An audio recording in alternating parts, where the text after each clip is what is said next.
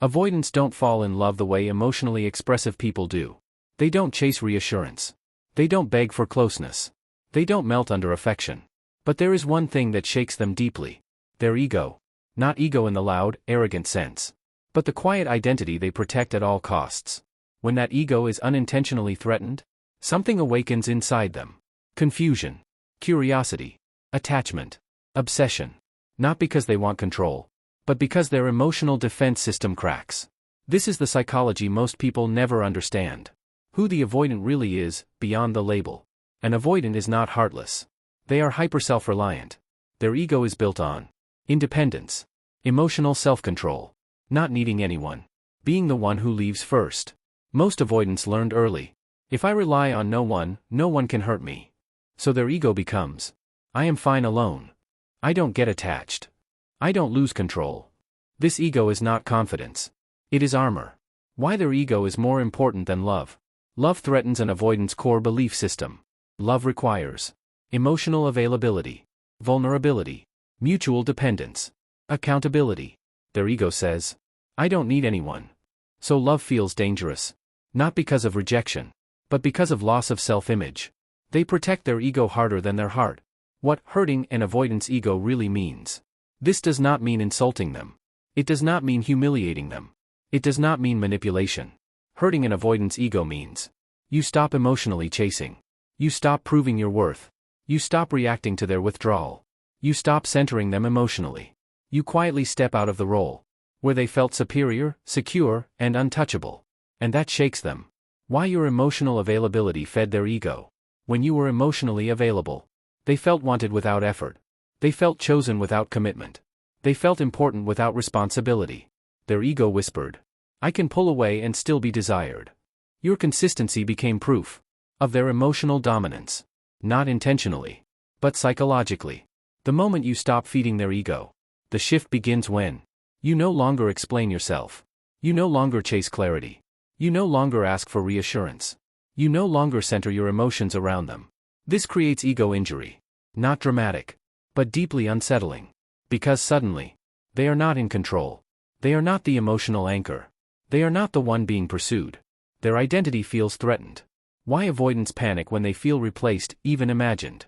Avoidants don't fear competition openly. They fear irrelevance. Their ego depends on, I matter without trying. When you emotionally detach, they don't know if you still need them. They don't know if they still matter. They don't know if they lost their place. Even if you haven't replaced them, the possibility is enough. Psychologically, uncertainty is torture for avoidance. Ego injury triggers attachment in avoidance. Here is the paradox. Avoidants attach after they feel threatened. When their ego is intact, they avoid closeness. They feel superior emotionally. They stay detached. When their ego is shaken, they become curious. They seek reassurance indirectly. They monitor your behavior. They feel emotional pull. Attachment activates. When control disappears, why they start thinking about you obsessively. Avoidants rarely obsess during connection. They obsess after disruption. When you stop responding emotionally, seeking validation, making them the center, their mind starts looping.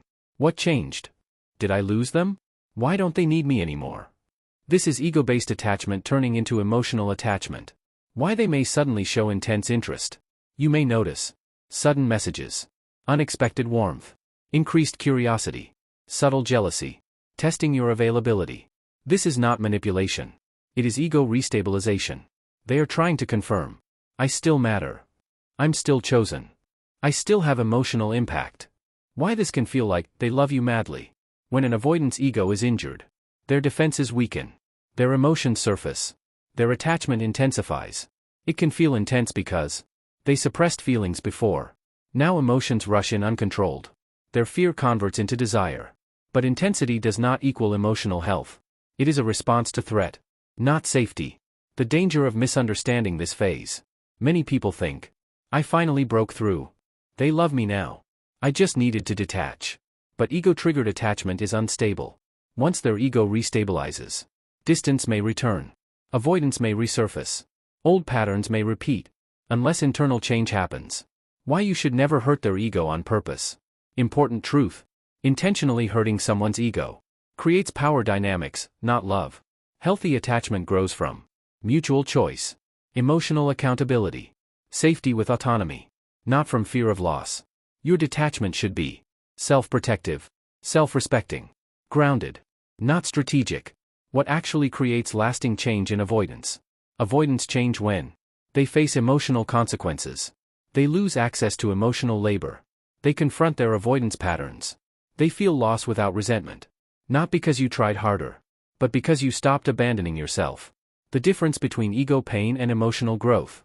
Ego pain makes them chase briefly, creates emotional spikes, feels intense but unstable. Emotional growth takes time, requires self-reflection, leads to consistency, creates secure connection. Most avoidants experience the first. Few choose the second. Why your power is not in hurting, but in withdrawing. True power is not ego injury. It is emotional neutrality. When you stay calm, stay centered, stop over-investing, maintain boundaries, you remove the emotional supply that kept imbalance alive. This forces reality. If they love you madly after ego injury, ask this. Do they take responsibility? Communicate consistently? Respect boundaries? Move toward clarity? Or do they seek reassurance? Act intense then distant? Fear losing control? Avoid structure? Intensity without responsibility is not love. The hardest truth about avoidance and love. Avoidants don't fear love. They fear losing autonomy, emotional dependency, identity disruption. Your detachment threatens their ego because it threatens control. Not because you became cruel, but because you became independent.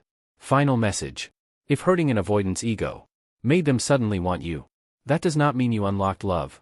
It means you exposed fear. Real love does not require ego injury. Real love does not punish independence. Real love does not fear clarity. If someone only moves closer when they fear losing you, they are attached to the idea of you, not prepared for the responsibility of you. Choose connection, not confusion. Choose consistency, not intensity. And never hurt yourself emotionally to keep someone emotionally interested.